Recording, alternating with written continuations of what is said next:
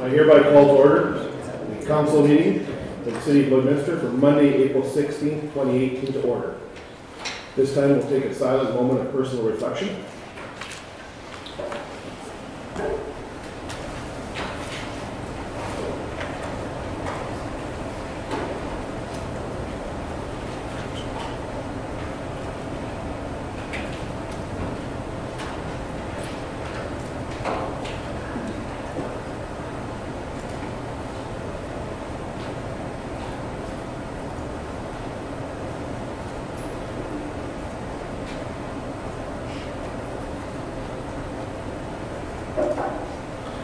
This time I would also like to ask to take one more moment of silent reflection for those that were tragically killed, injured, or affected by last week's tragedy with the Humboldt Broncos. I think that everyone in this room and within our community has felt a great deal of sorrow for those people. And I think in respect for those, let's take one more moment of silence to reflect on that.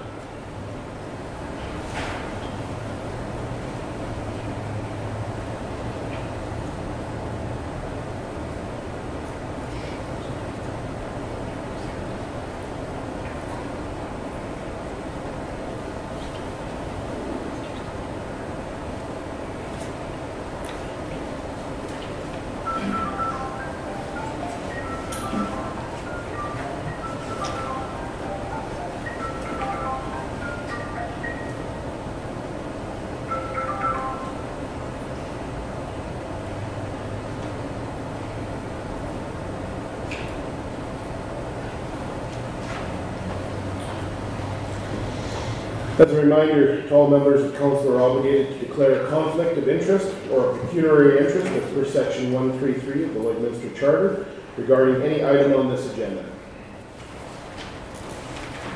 Moving on to item number 2, I'll call for additions or deletions to this agenda.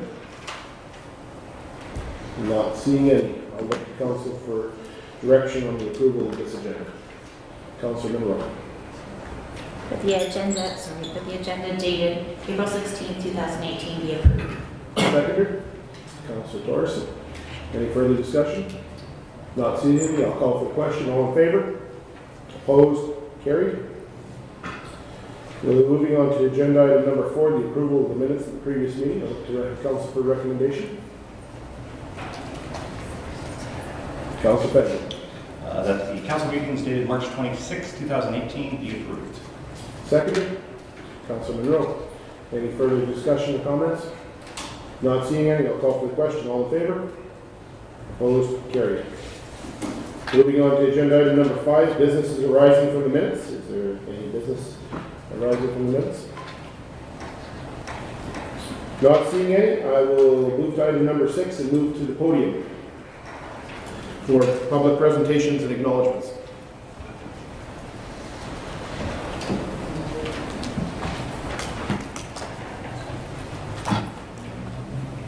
We have 2 proclamations today. One is for Pitch-In Lloydminster Week. Is there anyone here to join us? Can you start forward? Awesome. Perfect. I'll read the proclamation and then we'll sign it. And we'll have a few words. We'll take a couple photos. Okay. All right. Proclamation of Pitch-In Lloydminster Week, Lloydminster, April 30th to May 6th, 2018. Whereas hundreds of thousands of Canadians show their concern for the environment and their communities each year by participating in Pitch-In Canada projects to reuse, to refuge, to recycle, and properly dispose of waste, clean up and rejuvenate local neighborhoods, green spaces, ravines, waterways, and illegal dump sites, restore habitats, and to establish composting and recycling projects. Whereas Pitch-In Canada is a national, community-based organization comprised of equal action and community volunteers, believes that maintaining a quality environment and encouraging civil pride is everyone's responsibility. Whereas Pitch-In Canada encourages voluntary action to keep communities clean and beautiful and to restore and maintain a healthy environment. Now therefore, I, Gerald S. Albers, Mayor of the City of Lloydminster, do hereby proclaim April 30th till May 6th as the City of Lloydminster Pitch-In Lloydminster Week and invite all citizens in our region to actively participate in keeping our neighborhoods clean and our environments healthy. Signed this 16th day of April. Thanks. Say a few words. Please. Thank you, Lord. Region Week provides all of us great opportunity to care for the environment and be involved in our community. As an 8-year-old student from last year's Region Week sponsor school said, we only have one home and we need to take care of it. We would like to invite everyone to participate in this year's events. The Household Hazardous Waste Runout will be held on May 5th at the Lloydminster Exhibition Grounds. The olive tree will also be at the runout to accept and sell trash to treasure items. The runout gives us a good opportunity to responsibly dispose our hazardous waste and support a good cause at the same time. Cleanup events are also happening throughout the week of Region Week. If you'd like to join any of the cleanup groups, form your own group or volunteer for the Household Hazardous Waste Roundup, please contact us at the Operations Center at 780-874-3700. Thank you and have a good afternoon.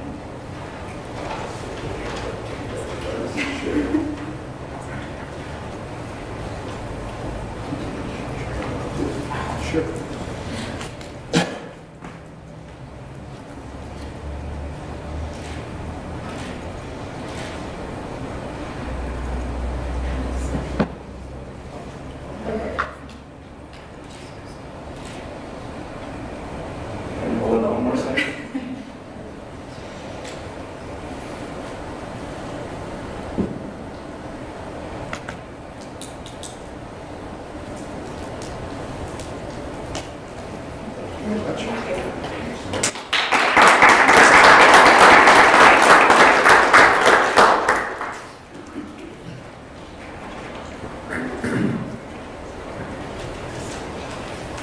Additionally, I'd like to proclaim proclamation for National Volunteer Week, the City of Lloydminster, April 16th to 21st of 2018.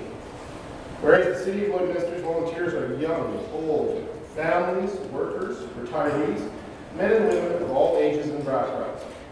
And whereas volunteers in Lloydminster mentor our children, feed our hungry, comfort our lonely, support our recreation, and fundraise for our charitable organizations.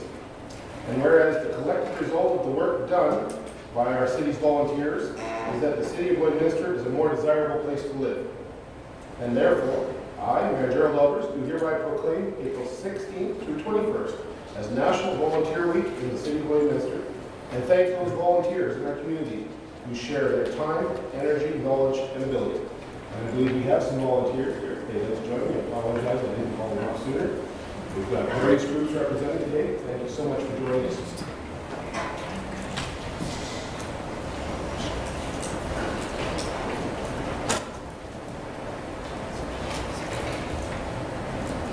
Who's speaking on behalf of volunteers?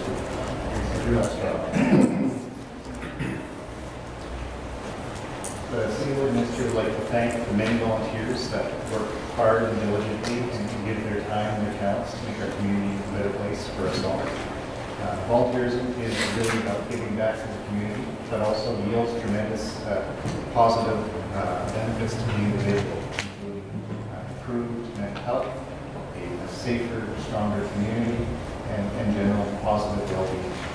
Today we have some volunteers from our community, both who work with our FCSS Advisory Committee, as well as Big Brothers and Big Sisters, who are active in our community, serving our residents, and working hard to make Lloydminster the great place that it is to live. We are happy to be here today to celebrate National Volunteer Week, this April 15th through 21st, which we will be for this week, flying the Volunteer Appreciation banner downtown, as well as hosting the Volunteer Appreciation Breakfast at the Lloydminster Golf and Curling Center this Saturday, April 21st. We would like to thank our sponsors of the event, Veteran Group Wealth Management, Volunteer Alberta, and Family Community Support Services for their support of this breakfast and for this week. And most of all, we want to thank the volunteers for their hard work and everything they do in this community. We'd like to receive the proclamation of Many Volunteers. That's what's got.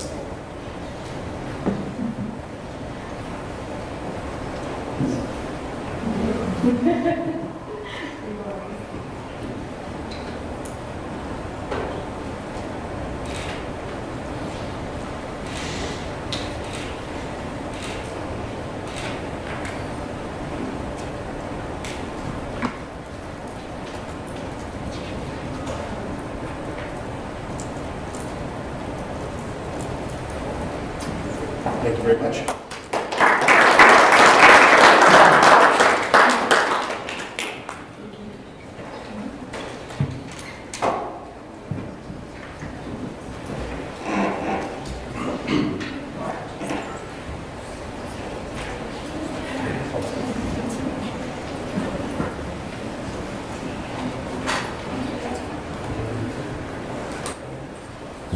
Moving on to agenda item number 7, new business.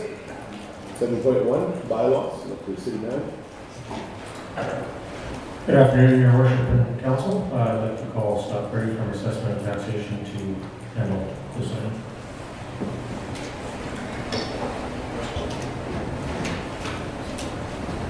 Thank you, Your Worship and Council. Subject matter of this request for decision is 2018 property tax mill rate and taxable assessment bylaw.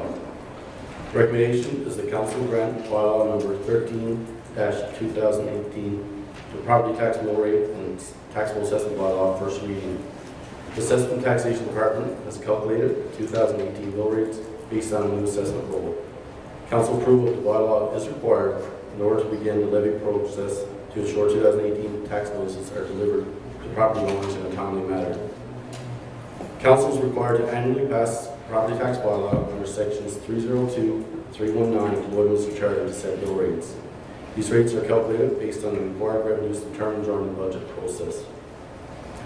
The total taxable assessment for 2018 tax year is $4.504 billion, which is down from $4.575 billion in 2017, or a 1.6% overall decrease. In 2018 assessment and proposed mill rate changes, the tax levy will raise the estimated $35.1 million. This includes a municipal levy of $30.5 million and a capital levy of $4.6 million. Administration will be available at the Your Voice Night on April 18, 2018 to discuss and explain mill rate calculations. Notice will be printed and mailed in May. Taxes are due June 30, 2018. So option number 1 is council grant bylaw number 13-2018. The property tax mill rate taxable assessment bylaw first reading. This will allow for council administration to still make changes to the bylaw. Second and third reading will take place on April 30, 2018 at the earliest. Option number 2 is council not grant first reading of the bylaw number 13-2018, the mill rate taxable assessment bylaw. This will allow administration to bring back more information to council, but will delay the mailing of tax notice to our property owners. Budget implications. Budget 2018 identified the required municipal and capital levy requirements for the budget. The mill rates calculated this bylaw would generate a $30.5 million municipal levy, 4.6 capital levy. Thank you, Your Worship. I have a brief PowerPoint presentation as well that would give some extra additional information to council.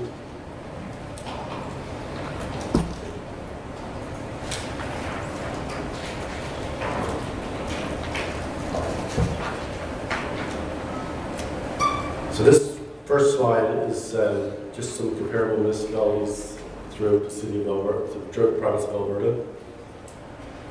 We've given 2016, which is the blue line, and 2017, which is the orange line. Lloydminster is identified there with double paler blue color. So what this is doing is just showing where we are as far as our municipal mill rates throughout the province, and it shows that we're towards the bottom. The individual green line is where our proposed mill rate would stand for 2018, and comparing it against 2017 tax rates for other municipalities. These are municipalities that council has asked for. We historically used those throughout the years. We're comparing our 2018 to the 2017 other municipalities. It still shows that we're towards the bottom end of mill rates throughout the province. We don't have the 2018 mill rates for other municipalities because they don't have their bylaws set yet. So that's why we're comparing 18 to 17 right here. Can I ask a question? Certainly, Councilor Keenan. Thank you, Your Worship. Do you have any indication, have you heard anything about other municipalities for 2018, of course without having their bylaw or anything in place? That would be the next slide. So, yeah, we do. What we've done, we looked at their budgets and saw what they proposed for tax increases. So with this slide right here, we're the same municipalities again, same cities. Greens, Lloydminster, of course. What we did, we went in their budgets and we saw what they proposed, what they passed in their budgets for tax increases to our municipalities. The green line for Lloydminster is the actual where we are right now. The other one, so if they said they were going to have a 5% increase in their taxes, we just added up to the mill rate. So we're not taking into account any of their assessments because we didn't have that information at the time. So if their tax assessments increase, then this mill rate would be slightly lower, and likewise if it went lower, this mill rate would be slightly higher than we're showing. So it's more for illustration purposes to show where we are right now. Yeah, I just wanted to bring it up knowing it was in this slide just to have that conversation because I think it's important to know that administration is looking at all these things and taking everything into account. So we've got that proper information as council to make that decision one way or the other. So just thanks for the digging. So this next slide here is Saskatchewan municipalities. Again, these are ones that council have asked for in the past through the budget process and through mill rate processes. You'll notice we're doing things a little differently here. Saskatchewan is very difficult to compare mill rates because they have base taxes. They charge it over base tax and then they do their assessments based on that. So what we've done here is the orange lines, 2017, they're actual taxes. So we looked at a $350,000 property in all those cities and done the calculations. So if we were just looking at 17 alone, Lloydminster would be a little further to the right. It would be between Swiftcurrent and Moose Jaw. Looking at our proposed taxes, so all the blue is, again, we did the same thing. We went in their budgets, looked at what their tax proposed increases are, what they approved in their budgets, and we did the calculations based on that. So Lloydminster would still be in the middle of the pack with those municipalities. So this chart here is one that we developed from KCO's, that's our assessment contractor. So we've developed this through their assessment growth study. And we picked the three major categories of assessment classes here, machinery and equipment, non-residential, and residential. What we have here is the 16 assessments, 17 assessments, growth, which is another word for supplementaries, and inflation, and a total percentage. So machinery and equipment in 2016 was at $125,500,000. We've dropped down to $124,675. Growth is shown there as $760. So basically, no change in their machinery and equipment. We lost $762,600, or 0.6% off our machinery and equipment. Non-residential, 2016 we're at $1.129 billion. 2017 we're at $1.156 billion. We see just over $7 million for growth through supplementaries, and about $19,600,000 through inflation. So we actually saw an increase in non-residential of 1.7%. Residential, we had $3,320,000.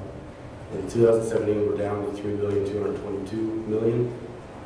We had almost $25 million for growth through supplementaries, and we lost just over $122 million in inflation. So we lost 3.7% off our residential tax roll. So if you look along the bottom, the total taxable assessment, we lost $103,500,000 in inflation, or 2.3% of our tax roll. And we had almost $32 million in supplementaries. So the overall, I guess, net loss would be about, we got it here, $71,500,000 over last year, and 1.6% reduction to our taxable assessment base.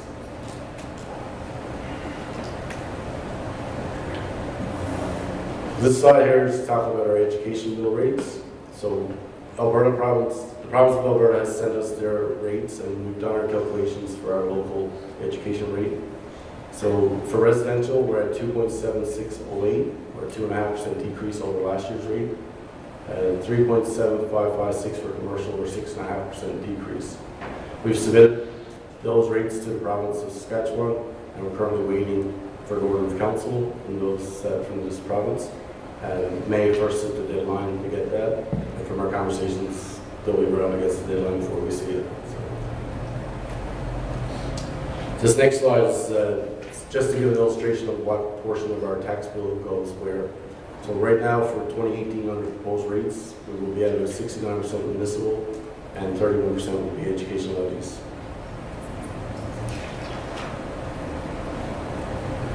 This one here is a comparative slide and just trying to give some history of where we've been and where we're to now. So we've added 15, 16, 17 and our proposed 2018 rates. So for municipal levy residential, 2015 we're at 4.1229. We dropped a little in 16 to 3.9267. 2017, 4.4594, and we're proposing a 5.5127 municipal levy. Commercial likewise was in 2017 was 7.1350. For 18, we're proposing 9.9229. Capital projects levy 17 is 0.8301, rise slightly to 0.8382. For the commercial section, it will be 1.3282, would rise to 1.5088. Seamless education levy will be the same at 0.563. Education levy residential will go from 2.8314 to 2.7608.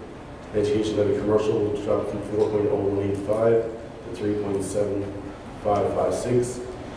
Commercial factor will increase from 1.6 to 1.8, which is 2012 level. The bid would increase from 2.0142 to 2.0474. So we have total residential in 2017 at 8.6839, go from to 9.6747, which is a 0.9908 mil increase, or 11% increase to our taxes. And our commercial would go from 13.0447 to 15.7503, which is a 2.7056 mil increase. So this slide here is what we're trying to do is show some impact of what taxes would be on residential property. We're using the same rates that council normally asks for, the $250,000, $350,000, and $500,000 assessed value range. This year was difficult to actually give council some illustration on assessments because depending on where we're to in town and type of property, age, and issue, some people remained the same, some went up, some went down. So what we decided to do was actually go into our assessment roll and find properties that were similar to these values and give these actual comparables. So these are actual real properties in the system. So the first property we found, $250,000 assessed value. Their value dropped to $245,000, which is a negative 1.97%. As I spoke about earlier, the mill rate changed by 11.41%. So this property would see an increase yearly of $200.12, $16.68 a month for an overall increase of 9.22 to their taxes. The next property again is a $350,000 property, dropped by 5.12%. So they would see a monthly impact of $14.45 or 5.7% increase. And the $500,000 property dropped 4.59%, monthly impact of $22.78 or $6.29 per month. And again, these are just examples, and there's not to say every property value in this area is going to see the exact same result. The next slide is non-residential impact. Again, we use the same properties values as before, 750 million and 1.4 million. So we found as close as we could here. First property went down 5.07%. They would see a monthly impact of $119 or 14.62%. The $1 million property dropped by 4%. Again, a $171 monthly impact, or just about 16%. And the last property that we used here actually increased in value of 3.35%. So they will see a bigger impact of about 25% to their property values, to their taxation. So going forward here is some, we're waiting on the order of council from Saskatchewan. It has to be approved by May 1st. Like I said earlier, they're telling me that they'll be right up against that deadline before they get it to us. We'll be coming back to council for a request for decision for second and third reading. We have written up here May 14th. May 14th will be really tight for us.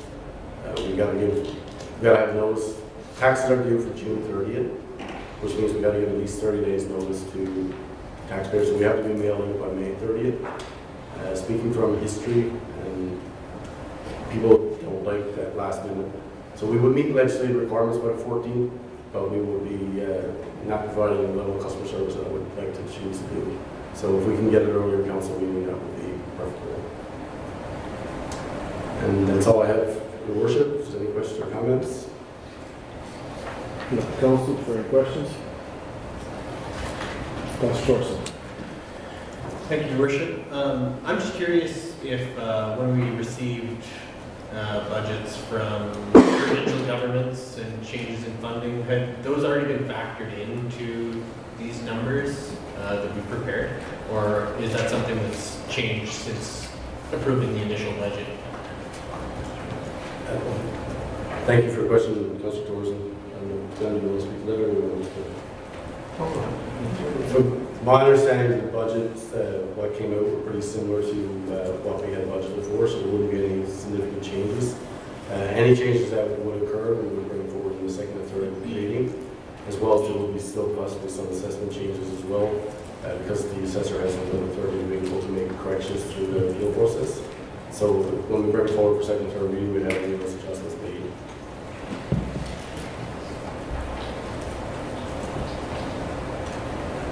Councilor Baker. Your Worship, certainly the assessments dropped. No question. We all know that real estate values have gone down and fair market value has certainly dropped as well. And some areas we're talking 9%, and I haven't had a lot of time to study this report. So if we introduce it today, we can deal with it at second and third reading. But I would like to see, and I have the exact question of my learned friend here, is to know where we are on these grants. I'm all over the place. The government say one thing one day and something the next day, and we might get it, we might not. And until such times as I see a line with, there's two kinds of grants. The ones we've actually received, and the ones we think we're going to receive. And the ones, maybe there's three lines, the ones that we don't think we're going to receive. And I think we should know those things. And I also know, or we know, and we've been informed by our city manager, that there's some projects that are going to be on hold until you know for sure that you have that grant money. That's important. But when we're talking to the taxpayer, they don't know all this stuff. And this is a great report, but some of the stuff in my mind is a little short right now. And if I could ask for that. I can answer those questions. From a provincial grant standpoint, the MSI grant from the Alberta side, we did see an increase this year. However, it comes with a caveat that next year and the year after we will receive less money. So what we've done is,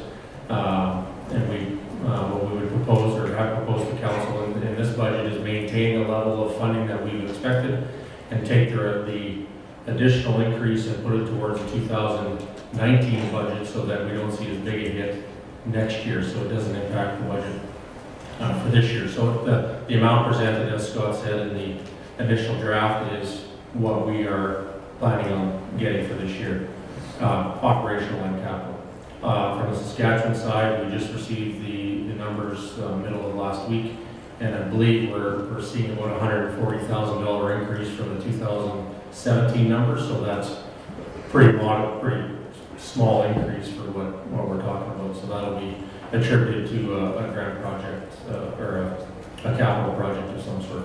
So the amounts are in the budget we feel are very accurate. Just to follow up, and I appreciate the fact that some of the grants are going to drop next year. We've been privileged to that information from the government. I just like to see you kind of blend that together in a little report so we can talk to people when they, rather than me, well, it's 140,000, if you could do that. Because I think it's important, because there is some significant changes when people look at their tax notices. So if you could do that, I'd be much appreciated. Councilor Thorson. I just want clarification on something that I heard. So the province of Saskatchewan, are we getting I was under the impression, from what I looked at, some moving scale, when you put in your municipality, we were getting less money this year than last year. Is that correct? Thank you for the question, John. I think I can answer that for you. There's a less per person rate, but they're based on the new census, and we have a higher population, so we'll actually see about 140,000 increase Oh, okay. in their grant. So Perfect. we're getting less per property or per person, but we're actually getting more because we have a higher population. Perfect, thank you.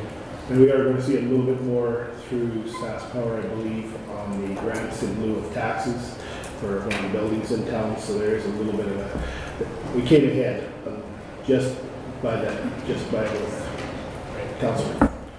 No, the other thing I just had to say, even at this time, is the mill rate itself, you know, in my understanding of it, is really just a function of math. We establish our budget back in December, and that says how much money we need of property taxes. And then when we get the tax roll, that really says, okay, this is how big of a pie you have, and this is how you're going to slice it up. And then the mill rate itself is really just a function of how the math works out on that. So at the end of the day, you know, I know we talked about a 1 mil increase, and maybe it works out to more than exactly 1 mil or something along those lines, but that's really just a function of math. You've got the denominator changing while the numerator has stayed constant, so you're going to have a different number than what we thought. So at the end of the day, I'm happy that we're getting the proposed percentages out there that are the potential increases, so we can have the conversation with the public when we have the opportunity, which I believe we have a coffee with council coming up to deal with this. Leo can confirm dates on that, but at the end of the day, I think it's great that we're giving at least even people time to prepare for what's coming in May and required to be paid by the end of June. Thank you. Councilor Fletcher. Yes, thank you. A couple of things, I guess. One is that I'm pleased to see that we're not at the bleeding edge of the mill rate that are being levied in either province, and we're closer to the middle. And I think certainly as we've had our budget discussions and mill rate discussions over the last year and this year, we've moved away from using our land sales to offset our costs overall, and I think this is part of the shift and change that's important to acknowledge here. And even while moving away from using the property sales, we're still in the bottom half of mill rates that are being charged. And I think when we look at the amenities that are provided in the city, there's a lot that the city can be proud of. I think there are always difficulties for people that are on fixed incomes. And that's one of the concerns I have. But we're really not in control of those pieces, and we're really forced to provide services, whether you're on a fixed income or not. Those services are an expectation for everybody. Those challenges continue to be there. I know that folks within community services and other agencies are there to support. But I think it's almost become part of the fabric of any community that there are going to be challenges for a certain portion of your population. And our best job, I think, is what I've seen here, is that we're still coming in at a level which is below the average, gives us a good level of service. And I think as we look at this, I think the discussions have also talked about being a little more progressive about trying to maintain a position in a mill rate that's going to reflect a small gain as opposed to being hit, so to speak. And I feel in some ways this may be perceived as a hit, but you know, we play the hand that we're dealt, and I think I like where we're at. Thank you. Any other questions or comments? Scott, thank you very much, Scott. I'll look to council for direction on 7.1.1 regarding bylaw 13-2018. Council Buckingham. The council grant bylaw number 13-2018, property tax mill rate and taxable assessment bylaw, first reading. Seconder, Councilor Diachuk. Any further discussion or comments? Not seeing any, I'll call for question. All in favor? Opposed? Carried. Moving on to agenda item 7.1.2, bylaw 13-2018. City Manager. To City Clerk. Thank you, Your Worship. Recommendation is that council grant first reading to bylaw 14-2018, the bylaw to amend the text of the land use bylaw 05-2016 to incorporate the necessary changes pertaining to the upcoming legislation of cannabis. This is done to establish the necessary development of regulations within the land use bylaw 05-2016 to regulate the sale and production of cannabis within Lloydminster. On April 13, 2017, the Government of Canada introduced legislation to legalize and regulate and restrict the access to cannabis This legislation is proposed to come into effect in the fall of 2018. Because of this legislation, planning and development needs to be proactive in preparing for this change in legislation and how it affects the land use bylaw 2016. While the federal and provincial government set the framework for cannabis legislation, municipalities were given the responsibility to regulate a few specific areas. These areas included education, taxation, retail location, and rules, public consumption, and land use planning and zoning. This proposed amendment to the land use bylaw 052016 only incorporates the changes that are applicable to that bylaw. The administration gave consideration to the definitions, the locations, the separation of distances, and on March 26, 2018, referrals were sent out to internal departments and external agencies. At this time, 4 responses were received stating no concerns. Additionally, the proposed changes were advertised to the public in the newspaper on April 3, 2018 and April 12, 2018. The administration will also have the information pertaining to this bylaw amendment available to the public at your voice night on April 19, 2018. The approval of this bylaw will have no effect on the cannabis moratorium. Additionally, until all federal and provincial legislation is in place, the city will be unable to review and approve permit applications associated with cannabis.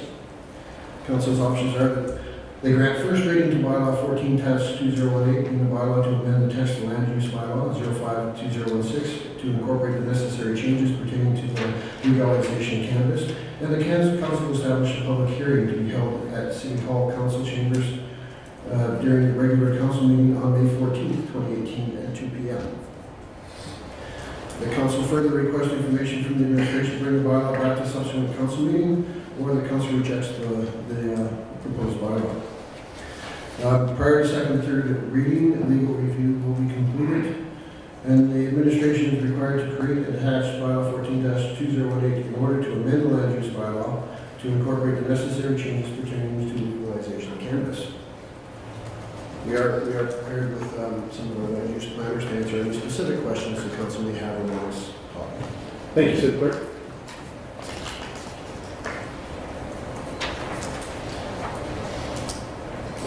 Councilor Section.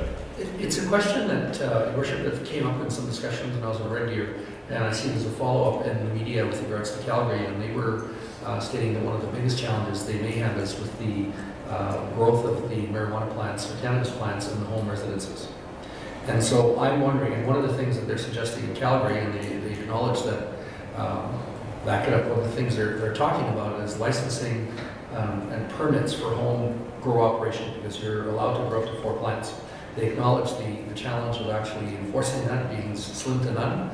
But at least if you were to grow in a home, and I'm talking about land use, at some point in time, how do you manage the grow-ups in the homes? And so in the land use, and I'm not sure this is where it resides, and perhaps I'm going around in a big circle, but do we acknowledge that you can grow at home but you need a permit? So the growth of plants, and I stand corrected by Amy in the back, is provincially and federally regulated. It is not municipally regulated. So if somebody chose to grow their plants in their residence, that would be regulated by both the provincial and or the federal governments. It's a private dwelling house, so our land use bylaw would not affect that. But they seem to suggest that you'd have to buy a permit to grow it at home in Calgary. Well, the provincial and federal government seem to suggest that you have to buy a regular permit. That would likely be downloaded to us, and I don't know if we'd accept that responsibility. Okay. Councilor Thorson. Thank you, Your Worship. I have been looking into this a little bit and seeing that on the Alberta Gaming and Liquor, there's pending cannabis licenses that currently exist for people who have applied from locations in Lloydminster. So what does that mean at this time? And is the municipality supposed to have a role in letting individuals know that there is a license application, or does the address of where it's applied from even matter? So the Alberta Gaming and Liquor went out and asked for applications. They were fully aware that municipalities had to enact their bylaws. These applications are pending, and they will be pending whatever the decision council makes. So if somebody had for example, a retail location, and through whatever process we decide it was outside our bylaw, they would not be granted a license. Thank you. The other question was, are you aware as to whether or not the addresses on the applications matter, or is it a separate application when you go to actually open a business somewhere that would matter? And I'm only saying that because, you know, one of the applications right now is, I think, 118 meters from a school, almost as close as you can get to a school. But still, it's outside of our 100-meter boundary. I'm just curious as to whether or not that fits, if that fits within the spirit of what we're doing. And then the other thing is, with our pending legislation, it appears to be within 85 meters of a liquor store, because that's another part of what we have on there. So does the address matter for those particular ones for the application, or is that a separate process that comes later? And I'll ask him and speak to those specific questions. Thank you for your question. Basically, they can apply through the AGLC to get approval from them. Their approval has nothing to do with ours. They would still have to apply for a development permit, and then we would look at our regulations and approve it or deny it from there. Okay. Yeah, that's fine. Yeah, I was just curious. And I figured in a way the addresses and where they're applying for doesn't matter, because at the end of the day, it's wherever the actual retail store is going to be is what matters. But I wasn't positive on that. Right, and if the retail store is within 100 meters of the school or larger than the square footage that we're proposing, we would deny the development permit application. And is there also within 85 meters of a liquor store that's on there as well? We don't have any separation distance from a liquor store. We just, to keep it simple and to make sure that we're able to enforce the rules that we put in place, it's just from provincial healthcare facilities, recreation centers, and schools and parks. I'm not sure where I thought I read that liquor store one, so. You may have been looking at a provincial, if I can, because you cannot retail both cannabis and liquor in the same store. Okay. They have to be separate entrances, and they have to be distinctly separate businesses, I believe, if they understand what it is. Okay, that's all I have right now. Thank you. Councilor Baker. Your Worship, at our last meeting, we talked about this particular issue. And right now, the rules and regulations are all over the place. The provincial laws, the federal laws, every city's got a different idea where things should be. Calgary has gone as far as saying you can't smoke cannabis in public places, which would lead you to believe you can only smoke it in your own home, and if you're in a rental unit, you can't smoke it there either. Whether that's good or bad, that's up to the individual to decide. There's a question of allowable locations, there's a question of policing. There's been no movement on how municipalities are going to get paid to police this particular product. The number of stores, I'm not sure that I know. I've heard different things. But until we determine how many stores we're going to allow, that is a question. And the zoning, this is well done, but the zoning's there, but we haven't decided any of this. And I realize you're bringing this for the first time. But I guess my opinion is, why are we pushing this when there's so many unknowns from the federal and provincial governments? What's the panic to get this done? They say very clearly in the applications, don't go out and rent buildings until you know that you have a license and that location's approved. You see that all over the province of Alberta. Yet people are taking a chance, and I guess that's their business chance. But I just don't understand, with so little information, why we're pushing this so rapidly. Thank you. Thank you for the question. It's an excellent question. What we're doing right now is we're putting our framework out there, and on the Your Voice night, we're going to get some feedback. When we bring that back to council, and how and when council approves those bylaws is totally up to council. What we're doing right now is got a basic framework, and we're looking to our residents and to our council now to guide us and provide us in their direction. Could I have a follow-up? Yes. Thank you. Thank you, the city clerk. I appreciate what you're saying. But at the end of the day, when all this washes out and we change the rules completely, hypothetical case, then we got to start all over. Or don't we? If what you're telling me is this is acceptable, and I appreciate that, but is it acceptable until council approves it? It's not been accepted. So we wanted to make something that hasn't been given some blessing by council.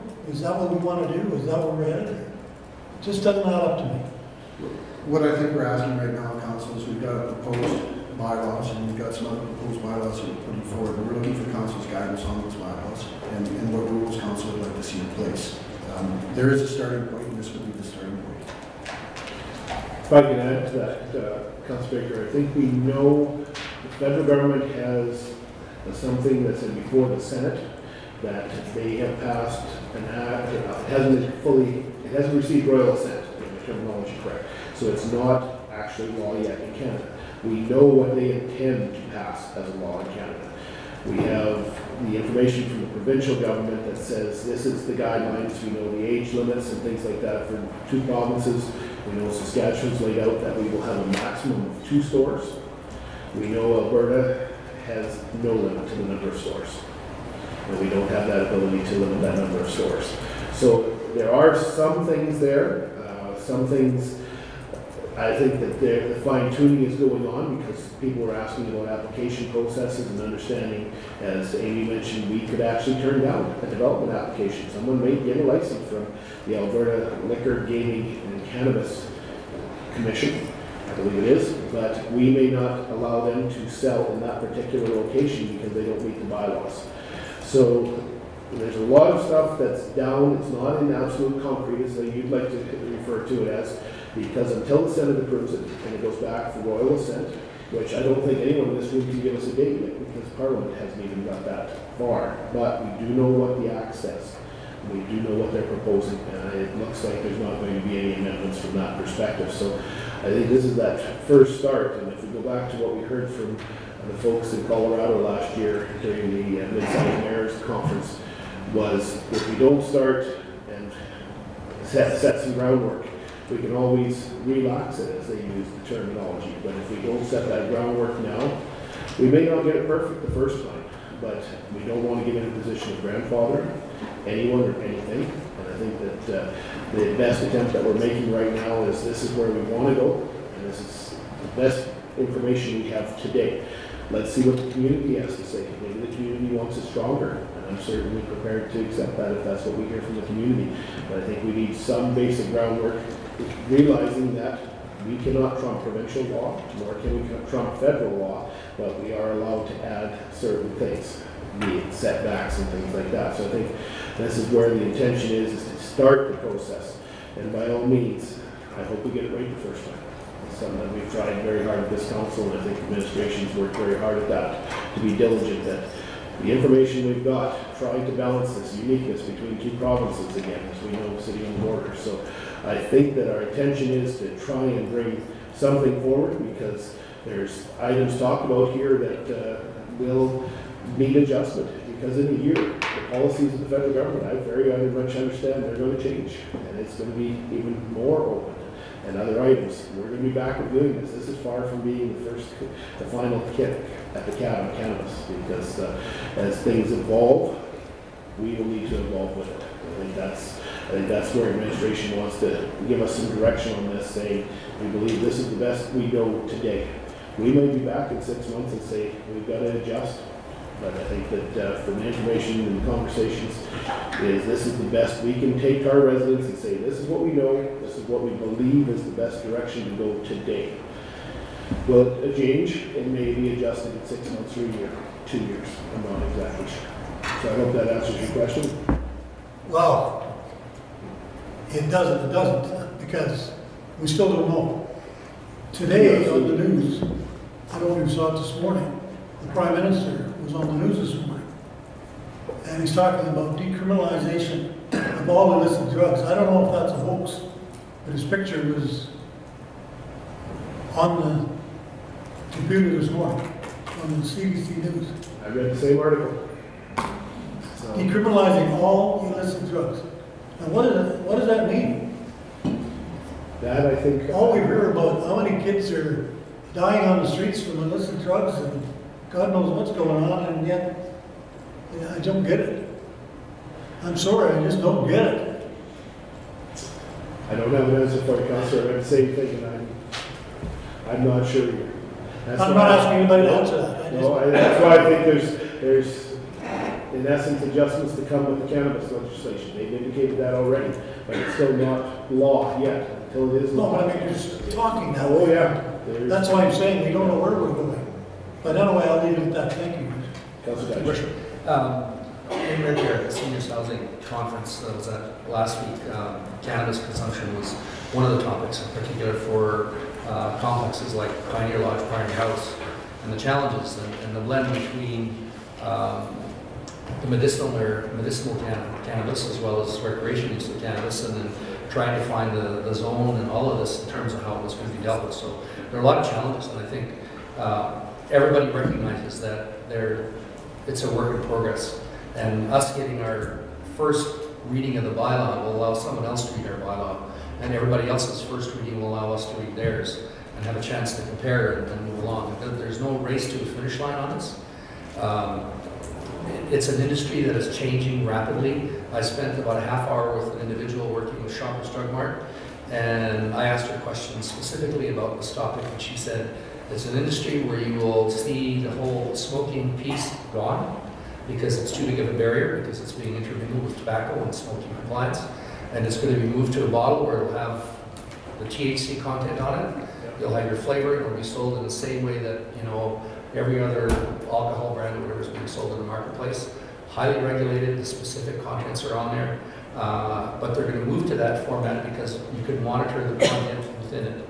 Gummy bears and all the other pieces, very, very difficult to monitor and to I guess, regulate if you like, but they're saying it'll move more to a marketplace that looks more like alcohol in terms of how it's sold and packaged and regulated. So does that mean, a year from now, probably we'll have to look and say, oh, where does that fit in our bylaw?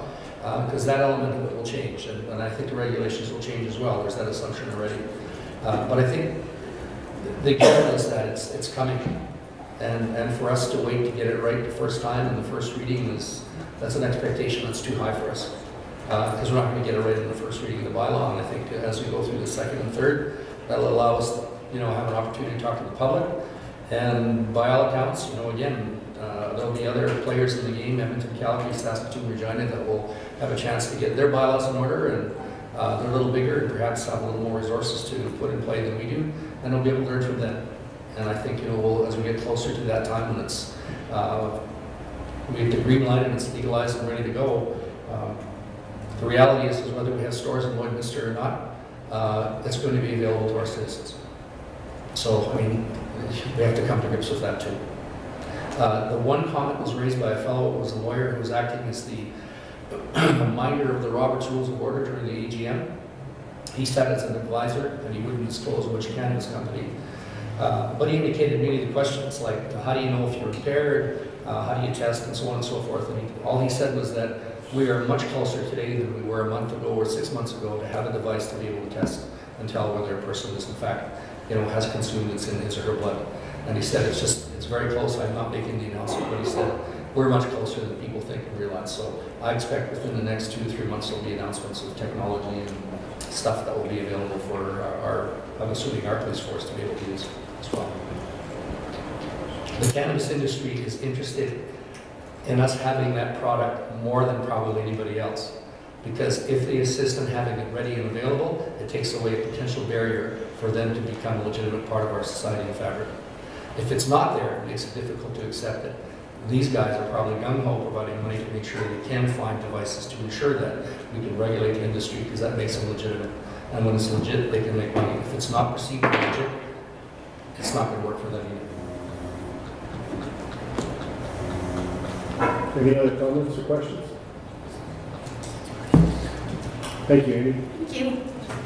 I look to council for direction on 7.1.2, bylaw 14-2018. I'll make that motion.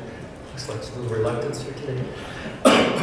That council grant first reading to bylaw 14-2018, being a bylaw to amend the text of land use bylaw 5-2016 to incorporate the necessary changes pertaining to the upcoming legalization of cannabis and establish a public hearing to be held at City Hall Council Chambers during regular council meeting on May 14th, 2018 at 2 p.m.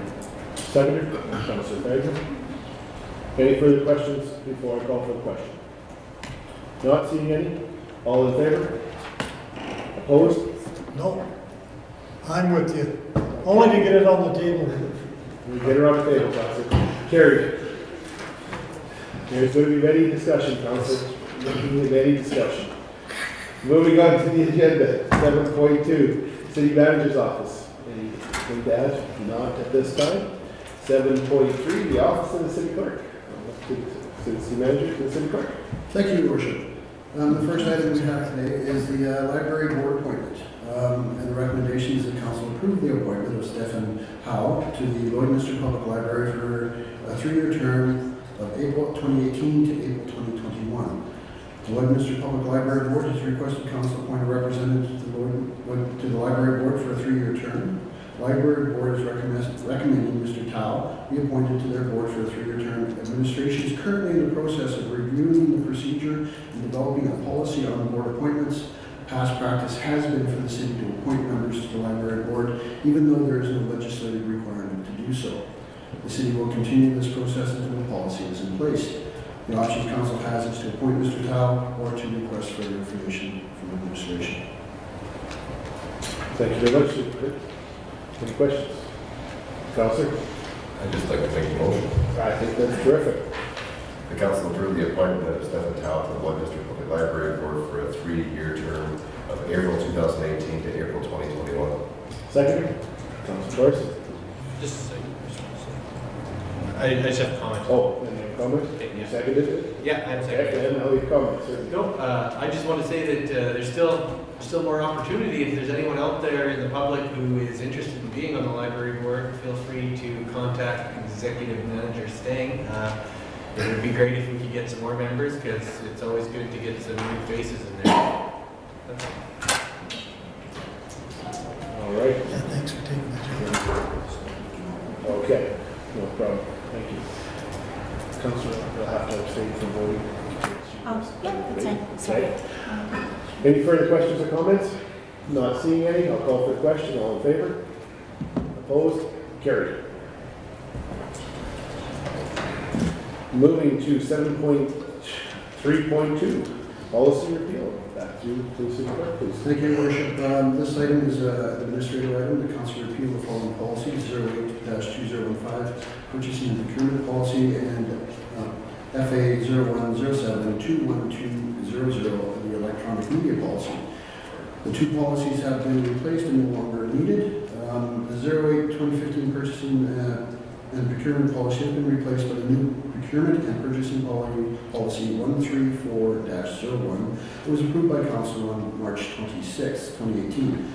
FA 0107-21200 electronic media policy has been replaced by the Directive 132-01 cellular device use, which was approved by the executive leadership team on the 21st of March 2018. The Council has the options of repealing this to ensure that our policy suite is updated, not repeal the following policy, and this will create a conflict within our policy suite, and instruct administration to go back for further research. Thank you, City Clerk. Any questions or comments? Not seeing. Councilor Carson.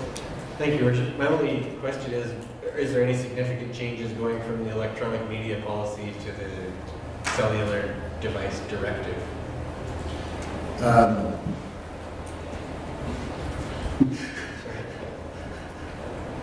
City Manager. There's just, thank you for the question. There's a few changes. It just outlines more the, I guess what we consider acceptable use. Defines the types of use that we can have, whether it's a personal cell phone or a citywide, city-owned cell phones. So there's some guidelines around that that just clearly outline what the practices of today and that we have. So it was more of an update than anything.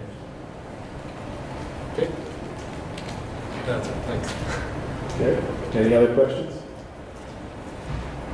I'll look to council for direction. Councilor Monroe.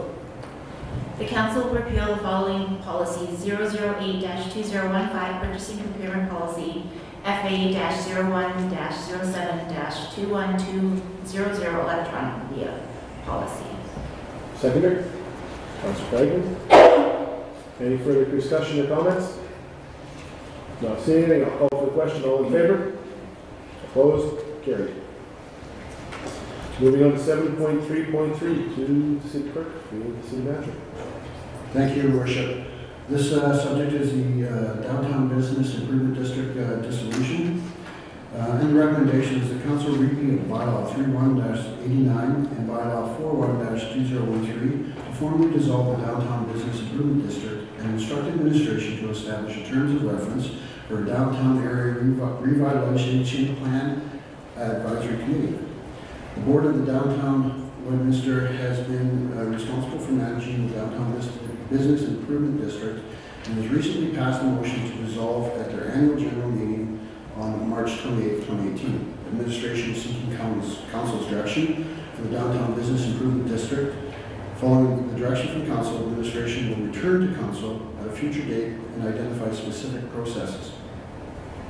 The Downtown Business Improvement District was created in 1989 to improve and beautify and maintain the downtown area. In addition to bylaw 31-89, provided them with the authority to promote the area as a business or shopping area and conduct studies and prepare designs to benefit their cause. Formerly known as Streetscapes, the bid went through a rebranding in 2016 to become the Downtown Lloydminster.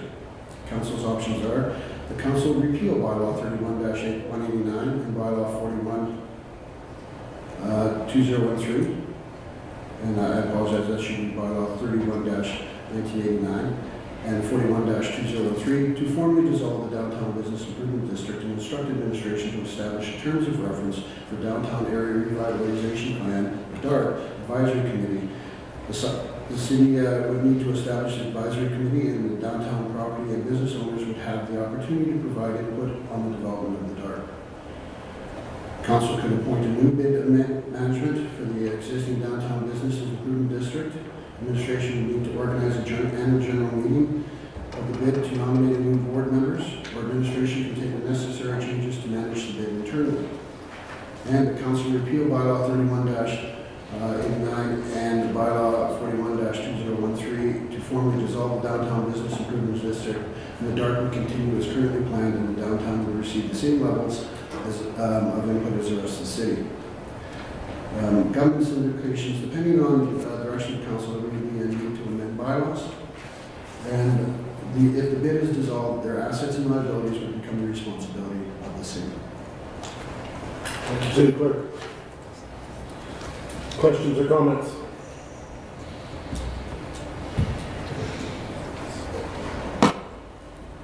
Yeah, Councilor Thorson. Sure. Thank you, Your Worship. I just had a question on the process more than anything. So the final line in there may have answered my question, which was in terms of budget, it says that the assets and liabilities would become the responsibility of the city. And I would assume the responsibilities of the bid for now would also become our responsibility if we're doing that. Mainly my question, I guess, would be is,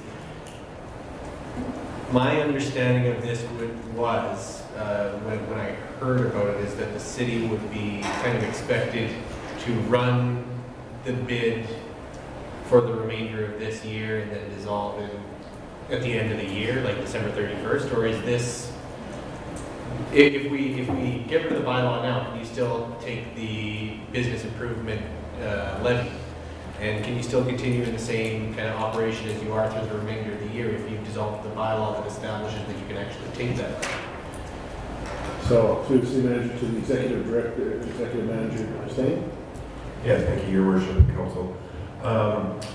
The bid cannot be dissolved until December 31st, 2018. Okay. The City of Lloydminster has had some discussion with the current board, which was presenting at the AGM. We've talked about transitioning some of the events, some of the initiatives that they've been currently working on this year and taking those over.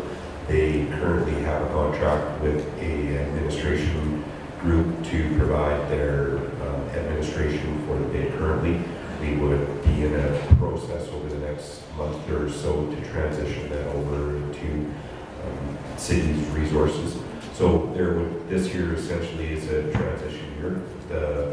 The mill rate includes the levy, which needs to be collected for 2018 because that it actually technically doesn't dissolve until December 31st. So we would use that funding to support the initiatives the city will be taking over, as we didn't budget to take over those operations in 2018. Thank you. No, that was the exact answer I was looking for. Is that yes, the operations will continue, but more under a city's administration type of management, and then the fees can still be collected even if this bylaw is dissolved, and the dissolution will likely happen on December 31st. So perfect. Thank you. Councilor Baker. Thank you. I myself, I think, are a little confused with the three different motions or recommendations, proposal, recommendation. When the talks took place, did the Downtown Business Association say what they'd like to do? I'll refer that back to executive manager saying. Which is their preference? Yeah, thank you, Council.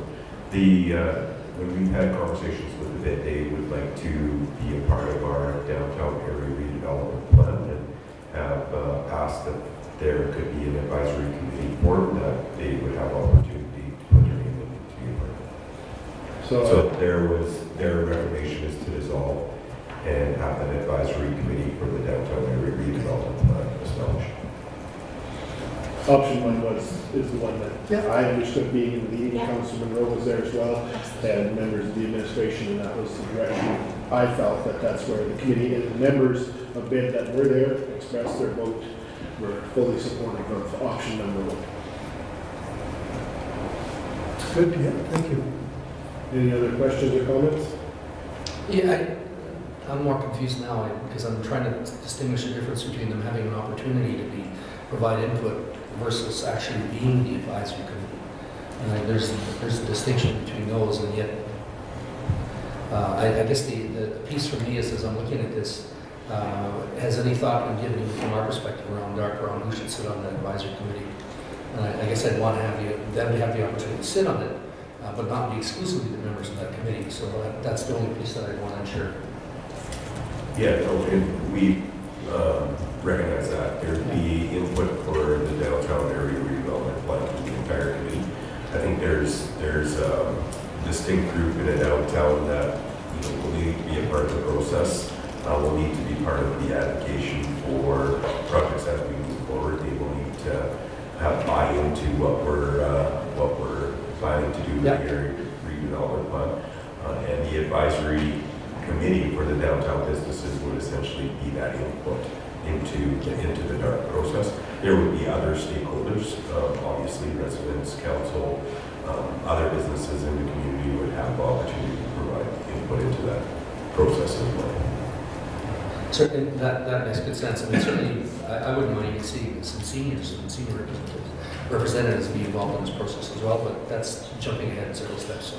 I think there's going to be the opportunity, there was in the discussion, to come up with terms of reference and number of people encouraged, because I think that was the feeling was, it is an advisory group, certainly taking into account various opinions and options that might be presented. So I think that they felt very open to that idea, be it property owners, be it businesses that own property, to people that actually rent and occupy a business downtown but don't actually own the property, to residents in the downtown. So I think there's a great opportunity to get a good cross-section of people to ensure that we do get good input from people downtown, as well as people that use the downtown every day but don't live downtown. Because there's people that live downtown, there's also people that frequent downtown on a daily basis. and certainly have their opinions about various things as well. So I think we want to get as good a cross-section, and that'll give administration the ability.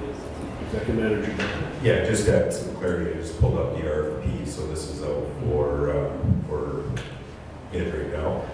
We've identified there that the stakeholders as part of this process would be City Lloydminster Council, city departments, the Downtown Business Improvement District, which would essentially be this committee we're talking about, downtown business owners, downtown building owners, downtown for-profit organizations, Lloydminster Native Friendship Center, Lloydminster BB Housing Corporation, healthcare, railways, chamber of commerce, residents, residents between the ages of 80 to 8, youth and seniors, general public library, and religious organizations. So we cover off a good cross-section of the entire. Even over those over 82, Don? We will, yes. Take it. We don't want to alienate anybody. Reading it verbatim. Absolutely. No problem. Just making sure we'll be wide open. Absolutely.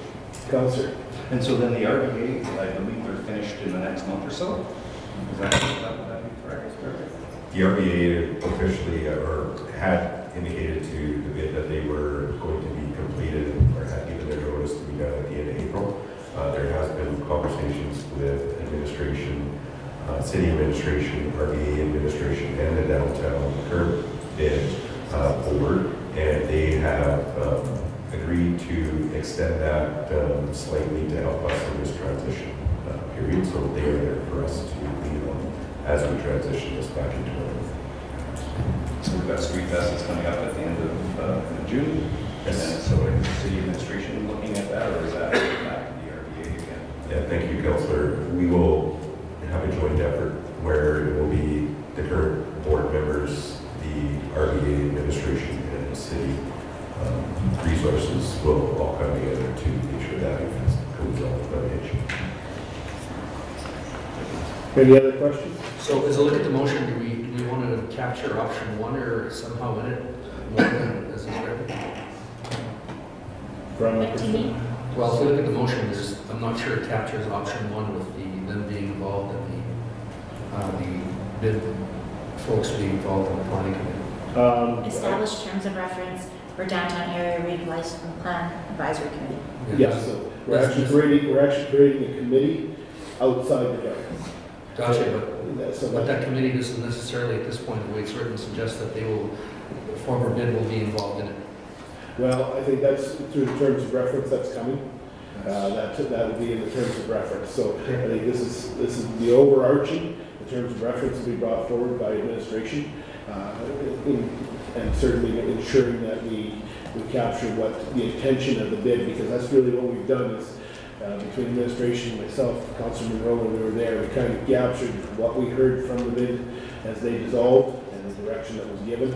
And this is to start the process, and they'll come back to us with terms of reference, and we'll have the opportunity to refine those terms of reference after some input from the community. And just so you know, they were actually a vote of 22-2 for dissolving the bid. I'm not speaking, in fact, I'll just make the motion to say, No, because we spend a lot of time talking about bid being members on this committee, and we don't reference that at all in the motion. That's all. In essence, the bid doesn't exist anymore. That's it does today. That's the motion's made today. That's yeah, exactly. Yeah, I understand what you're saying. Someone want to make? So I'll make that motion. But I'm just saying, if anybody questions us, if you look at the motion, you can't read from it. Okay. So when the terms of reference come back to council, those would be in there, and we would look for council for direction if we get something in council. So we don't need to put it in this motion? No, because we're establishing terms of reference for that committee, and if council wishes the former bid to be part of that. So we can change our mind. All right, I'll make that motion. Go ahead, Council. Council repeal bylaw 31-89 and bylaw 41-2013 to formally dissolve the downtown business improvement district and instruct administration to establish terms of reference for downtown area revitalization plan advisory. That's all. Seconder, Councilor Monroe. Any further discussion or debate? Not seeing any, call for the question. All in favor? Opposed? Carried. Moving on to 7.3.4, to the city clerk, to the city manager. Thank you, Worship. This item is an amendment to the meeting schedule, and is concurrent with the mill rate presentation. And we're looking for council to provide direction to either move a meeting or create a special meeting. So currently the recommendation reads that council approve moving meeting, the May 14th, 2018 regular council meeting to May 7th, 2018. This to provide council with proposed meeting date for the change in consideration decision. During the development of the 2018 mill rates, the Assessment and Taxation Department has calculated the education mill rate based on the province of Alberta rates. These rates have been submitted to the Saskatchewan government and are currently awaiting an order in council to provide the formal approval of these rates, which is expected to be completed by May 1st. The mill rate bylaw cannot proceed with the second and third readings until administration receives that order. Property tax notices are to be mailed to property owners before May 30th, with taxation due on June 30th. The movement of the meeting to the start of May will ensure that taxation notices are mailed out and is not delayed. The options the council have is to approve the moving of the May 14th regular council meeting to May 7th, not approve the moving of the 14th to the May 14th meeting, and set a taxation notice later, or there is a third option, which is to establish a special council meeting to deal with only the mill rate. So we have some conflicting challenges with May 7th for during the day. So I asked council or administration to look at a possibility of a 7 p.m. meeting on the evening of May 7th to deal specifically with the mill rate issue. It would be a special council meeting, so the 14th council would stay as such, but we could propose having a meeting of this council, 7 p.m. on May 7th, to deal with the mill rates. This will give the administration time to receive the information from Saskatchewan. As Scott mentioned, it's going to be right up against the deadline, which we do have a meeting April 30th, but if that information isn't prepared, we still need to be able to give administration. It has to be formally adopted. If it's not adopted, we can't move forward with tax notices. We want to give the administration enough time to get the tax notices prepared so that they're out, and give our ratepayers and our taxpayers enough time to be prepared for June 30th. So it's a series of events, and due to some conflicting scheduling during the day doesn't work on May 7th, so I'd like to propose council to consider that if that would work for them. One item on the agenda, and that would be dealing with the bylaw for mill rate increase in 2018, or setting the mill rates, sorry, I should use that terminology. Councilor Baker. Yeah, Your Worship, did you say 7 p.m.? 7 p.m. Good, thank you. Yeah, it would be an evening meeting. It's a little different from where we're at, but we're giving people adequate time to let them know that that's going on. Do I have any real conflicts? I just have a question. Certainly. I just wanted to confirm, because we're moving that meeting up, what day was the planned coffee in council? Just to make sure that that's prior. 25th, I believe. 5:30 to 7:30 on the 25th. My wife's birthday, and I'm in trouble. You're correct. Perfect, thank you. Is there any other conflicting issues, Councilors recommend? No, not a conflict. I was just curious. I hadn't caught this till yesterday. There's no GPC meeting scheduled for May 20 or April 23rd till June 18th. There's one on May 20. Oh, that is Tuesday because of the holiday. Yes. Figured that was weird. There it is. Thank you. Good. Just checking. Thought you had one less meeting, eh? Oh, we're we had one last meeting. What are we getting? So do we need a motion, Your Worship, or change Yes, the date? Or just- we need a motion to create a special council meeting. Okay.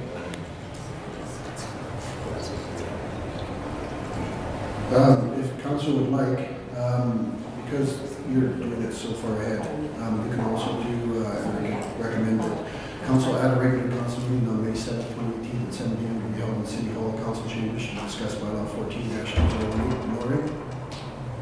I'll make that motion. Oh, go ahead. Oh, you go ahead. Okay, I'll make that. I'll second it. Any further discussion? If not, I'll call for the question. All in favor? Opposed? Carried. Moving to 7.4, Chief Financial Officer, I don't see anything here. City Manager, okay. 7.5, Community Development Services, I see nothing there. Good. 7.6, Operations, and our Executive Director is my comfortable with. 7.7, Chief of Staff. I believe 7.7.1. Thank you. We'd like to provide council with the draft policy number 135-01. It's the privacy policy for your review and direction. Administration's recommendation is that council approve the attached policy. Administration has drafted a policy to emphasize the importance of the privacy and confidentiality of personal information and to ensure compliance with Saskatchewan's Local Authority Freedom of Information and Protection of Privacy Act, also known as our LA FOIP Act. The draft policy was presented to Governance and Priorities Committee on Monday, March 19th of this year. Two options before council today. Option number one is that council approve policy number 135-01, the privacy policy. This will provide administration structure and guidance for the protection of privacy and confidentiality of personal information. Or option two, that council direct administration to make changes to the draft policy and come back at the next council meeting for discussion. So I'll pass it back if anyone has any questions or comments. Thank you, Chief of Staff. Marie. Any questions or comments? Councilor Torson.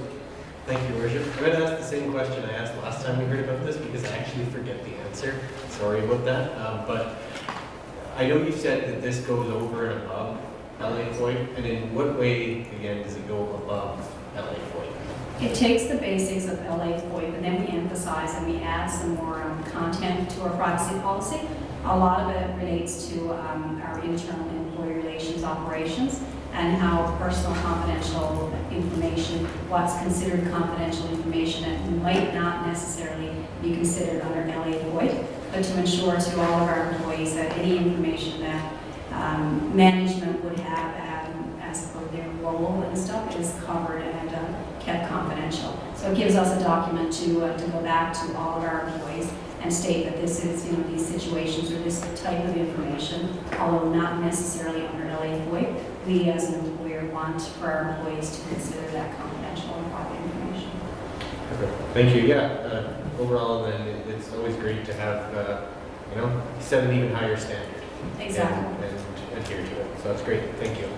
Absolutely. I appreciate your work on it. So, quick question. I know that in here it says that there's a complaint to go to the city clerk. So, do other cities, have they put in there who their FOIP officer is or chief is? I know I asked last time, and I think your worship said you were, but you were deferring that responsibility to the city clerk. Do other cities put that in there? No, I believe it's similar wording to what other cities do have, and city clerk can correct me if I'm wrong, but the automatic LA FOIP representative or person would be our mayor, and then our mayor can designate that, which in this case has done to our city clerk. And I just wonder if that's worthwhile adding in here, so the layman just comes on the staff with me. So. Yeah, we can certainly add that. I just thought in terms of reference or definitions. Then I guess that would be based on the mayor of the day. So if we send it into the policy, that would set direction versus where currently that is the discretion of the mayor. And that was the discretion I chose as elected. Now, if council wants to direct administration that way, that's a choice. But by law, I am, as the mayor, responsible for that. I think if I'm correct, Marie, that is the case by statute in the British government. Can we have the ability to come up to the city clerk to make that adjustment in our policy? Well, I think you just put it in the definition.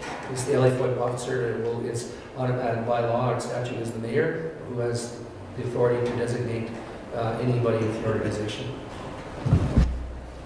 Okay, from my perspective, I don't have a problem with that.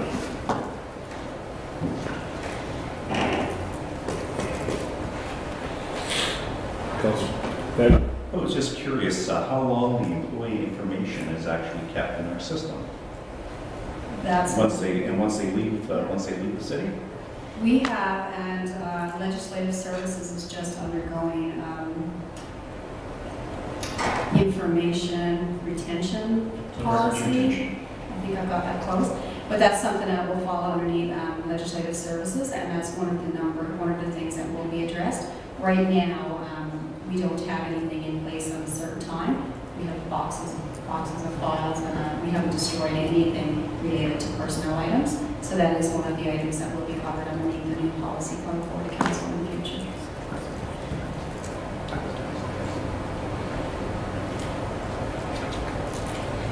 I'll make a motion that council approve policy number 135-01, the privacy policy as amended. With that, seconded by Councilor Jadchuk.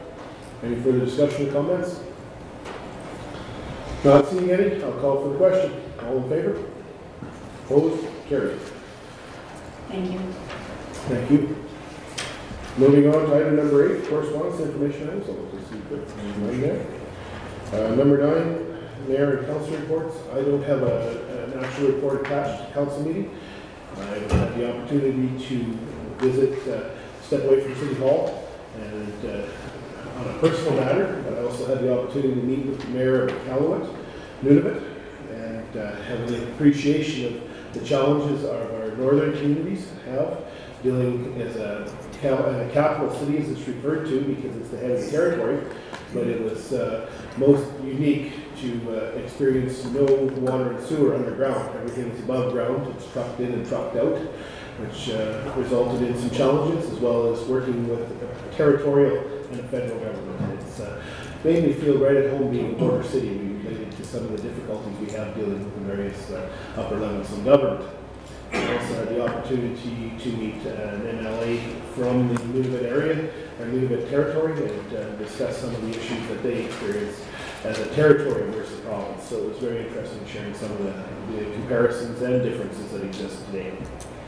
Other than that, it's been another busy week back at City Hall, and the remainder of the month is extremely busy. We've got a few different things. The city manager and I will be attending a meeting later this month in Okotoks, the mid-sized mayors of Alberta, and then following up in May with the mayors of Saskatchewan and CAOs. So certainly we've got another busy schedule going forward. That's all I have. Does anyone else have anything they'd like to add from their council reports? Councilor Fagin. I just wanted to mention that on this past Saturday, the mayor, Councilor Brown, and myself attended the annual Britannia Fire Department ball. And probably the biggest highlight there was Councillor Buckingham, recognized for his 20 years of service to the department. And I want to give you congratulations again in public, Aaron, for he's the deputy fire chief and does a great job. So not only to Britannia but to the whole community. So congratulations.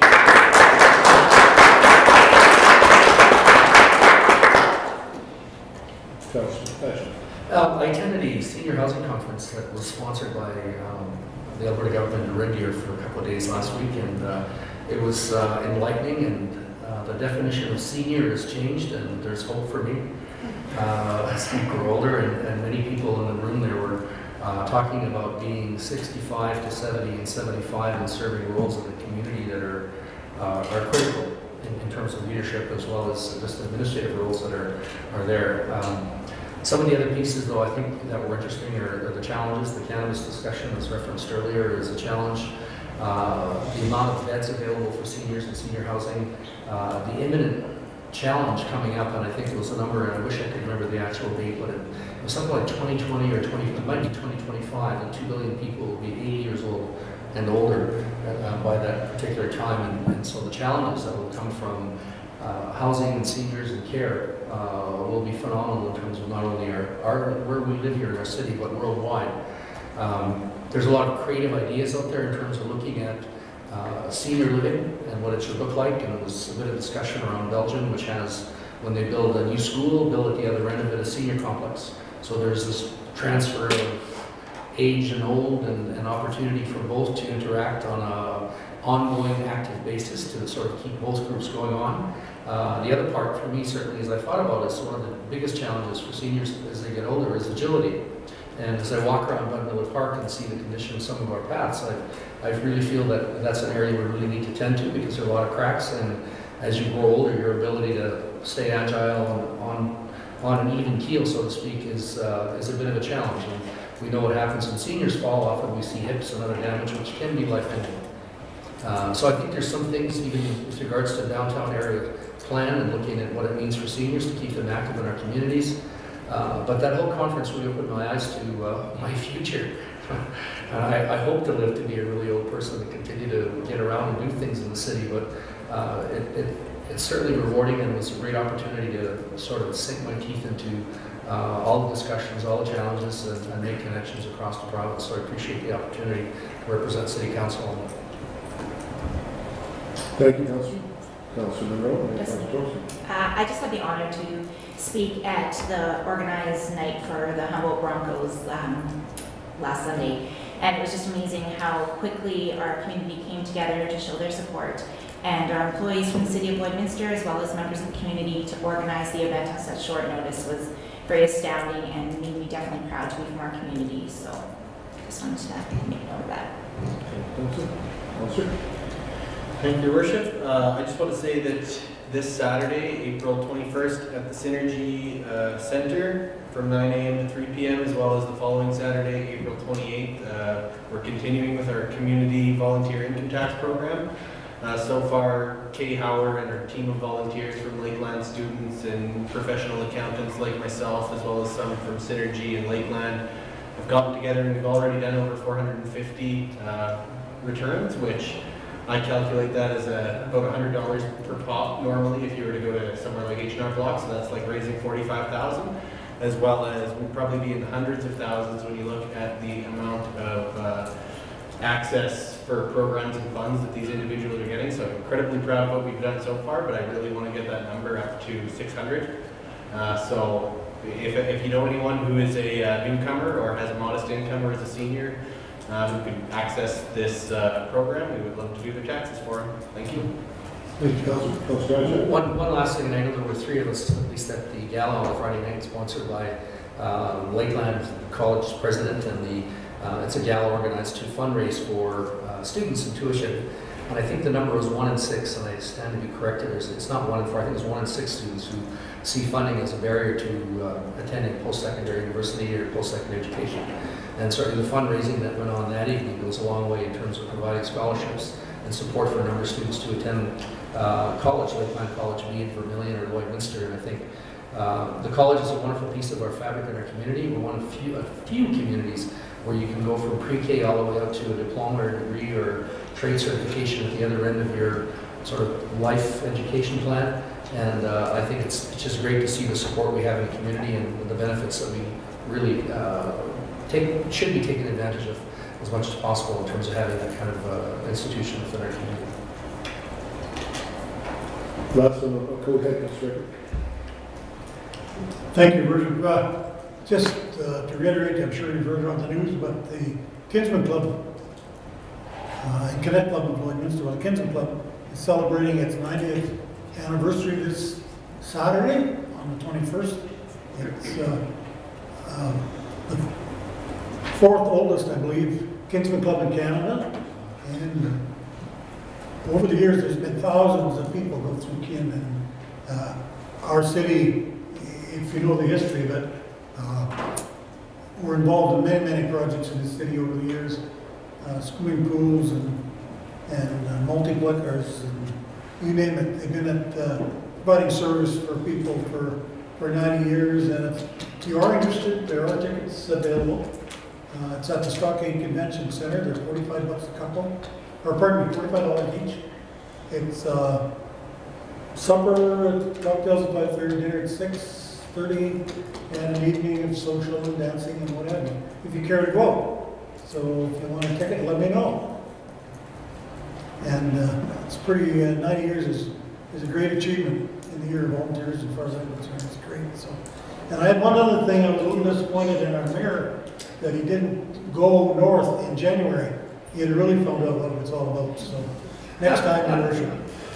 Next time, Councillor, next time. I can gladly report that last Tuesday morning in Cambridge Bay, which is located in the Arctic Circle, when we left the residents who were staying at, or the apartment, it was blowing -43 below. So I did have the opportunity to truly experience winter, and it's great to highlight. I can tell you the best piece of public equipment operated by the public service there, or the public works department, is a D6 cat, because they don't sand, they just run the track cat down the street to break up the ice and ensure that you can stop. So it was quite interesting talking and working with some of the local public works people up there. I just had two more items to add. Both I think are very important. This coming Wednesday, April 18th, we will have the honor of the city to welcome His Honor, the Honorable Lieutenant Governor Tom Mully of Saskatchewan, to the city for the signing of the 126 reconciliation document at Lakeland College. So we are going to have the Lieutenant Governor visiting our city for a portion of the day, and I'll have the honor to pick him up and shuttle him around the city. As well, I'd like to remind all residents of the city about Your Voice Night that's scheduled for Thursday, April 19th at 6:30 till 8:30. We invite you to come down and certainly discuss the cannabis legislation. We have traffic. There's been several amendments to the bylaws that we'd like to talk to you about, as well as anything else that people wish to speak to council about. Administration will be there, and that will be held in the Lloyd Mall, in the former Sears location. I believe you enter through the mall location. And we will have coffee there for people, so that we can have an opportunity to chat. And hope that people make it out to that event. Is there any other matters at this time for this council to deal with? Not seeing any, I'll entertain inquiries from the media. Thank you, Your Worship. There are requests for yourself, Mayor Albers, as well as Councilors Torres and Baker. All right, I'll look to council for direction. Motion to recess. Seconder. Councilor Monaghan Monroe, all in favor? Carried.